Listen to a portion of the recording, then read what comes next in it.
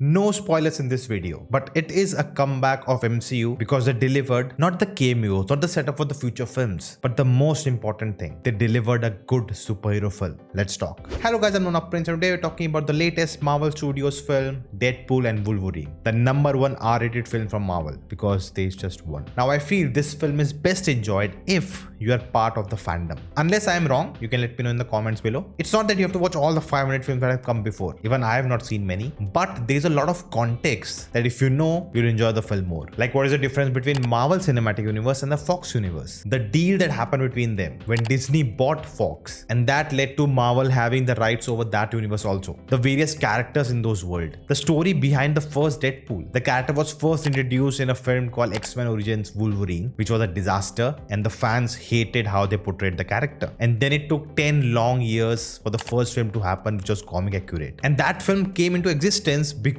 someone from the team actually leaked the test footage, which got so much appreciation online that they finally made a film. Do you know about the film Logan, which stars Hugh Jackman as Wolverine, which was supposed to be the final time he portrays the character, and that film is considered as one of the best comic book movie ever. And after that film came out the first Deadpool, and we could only dream about these two characters coming together, played by the same actors. So overall, behind the scene, it was all a mess. But there is more context related to the MCU. In the recent years, it has not been doing well. The studio that gave us the Infinity Saga, Avengers Endgame, became the highest grossing film ever. But since then, there has been a drop-off. Marvel has failed to deliver big. Yes, there was Spider-Man No Way Home, but it took big cameos from the legacy of Spider-Man in movies for it to become a billion-dollar film. And there were few films that made money, but they got mixed responses also. And then there were some outright crap films. So people were questioning, is this the downfall of Marvel Studios? There were talks that the audience is tired of this universe, the superhero fatigue. And Marvel did take a step back, considering the only Marvel film this year is Deadpool and Wolverine. And I feel the fatigue is for the bad films. But when the films are good, audiences go and watch the film, and it works. And Deadpool and Wolverine is an example of that. Everyone going to watch this film have their own expectations, but the one I had was that the film should be good first of all. It should have emotional stakes. That's more important than having the world-ending stakes or setting up a future film, the cameos just for the sake of it. I wanted the film to have its unique charm, which Deadpool as a character brings, breaking the fourth wall.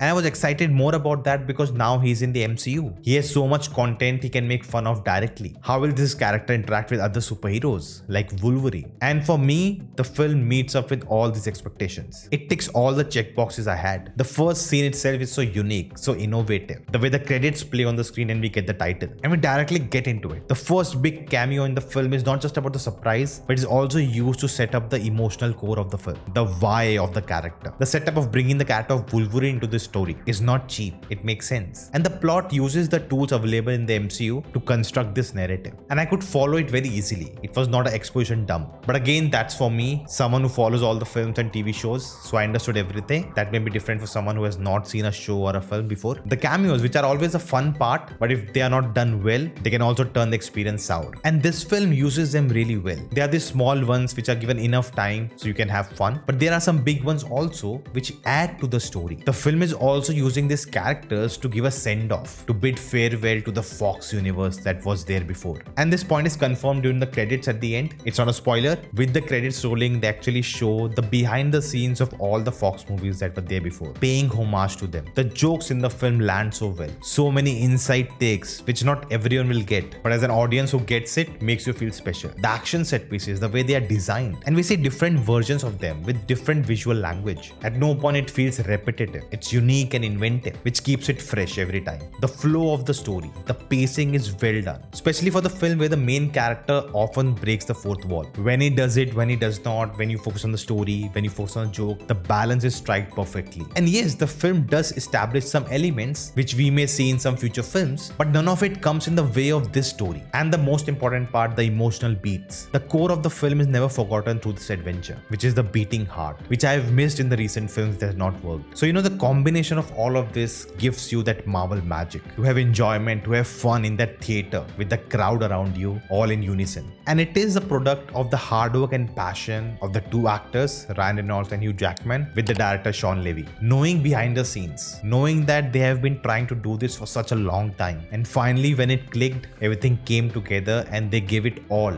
to make it, the perfect they can, which the fans demanded, but not just ending up being a fan service, telling a standalone story about these characters. characters, and they do 100% justice to it. See, if you look at this film as cinema, it may not rank high on that list because it's not even trying to. That's not the goal at all. Its goal of what it was trying to do actually aligns with the expectations I had. And I get it if the film is not for everyone. As I said, there are a lot of ifs and buts. But this film is definitely a proof why MCU is so successful, because they learn from their mistakes and keep rising. The plot of this film provides great opportunity to bring so many big cameos, to turn it into a clickbait movie, a desperate attempt to bring audience back. But they don't do it. They stick to their goal. This film is a redemption not just for the characters, but also the most successful film studio in the history of cinema behind it. Now, talking about success, in this video I talked about the top 10 films of 2024 till now. Check out where your favorite films lie on this. Do let me know your thoughts in the comments below. For a spoiler-filled discussion, definitely check out my other channel, Indian Geek Society. We'll be doing a live spoiler breakdown of the film, and I will see you next time.